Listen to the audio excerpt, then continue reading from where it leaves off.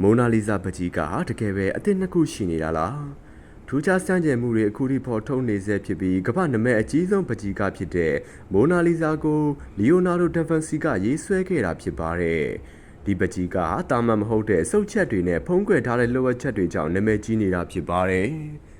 ဒီပကြီးကားကိုအသေးစိတ်လေ့လာမှုတွေလုပ်ခဲ့တဲ့အခါ2010ခုနှစ်မှာပကြီးကားထဲမှာအင်္ဂလိပ်အခရာ S နဲ့ LV တို့ကိုမိုနာလီဇာရဲ့မျက်လုံးထဲကနေတွေ့မြင်ခဲ့ရပါတယ်။ဒါအပြင်ပကြီးကားရဲ့နောက်ကန်တရားတစ်ခုဘေးမှာ80နှစ်ဆိုတဲ့စာတန်းတစ်ခုကိုပါထပ်တိုးတွေ့ရှိခဲ့ရပါတယ်။ဒီအခရာတွေနံပါတ်တွေရဲ့အဓိပ္ပာယ်ကိုအခုချိန်ထိအတိအကျမဖော်ထုတ်နိုင်သေးပါဘူး။ဒီပကြီးကားမှာနောက်ထပ်စင်တူပကြီးကားတစ်ချက်လည်းရှိနေပါသေးတယ်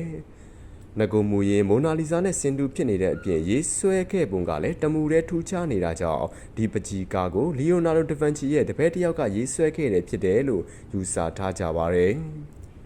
ဒီစင်တူပကြီးကားမှာအခုခေတ်မှာသာအသုံးပြုတတ်တဲ့ 3D ရေးဆွဲနည်းကိုအသုံးပြုထားပါသေးတယ်။လေ့လာသူတွေကတော့ဒီပကြီးကားနှစ်ချက်လုံးဟာတစ်ချိန်တည်းမှာရေးဆွဲခဲ့တာဖြစ်ပြီးတော့ရေးဆွဲသူရဲ့ခန်းစားချက်နဲ့ကျွမ်းကျင်မှုကိုလိုက်ပြီးကွာခြားသွားတာဖြစ်တယ်လို့ယူဆထားကြပါတယ်။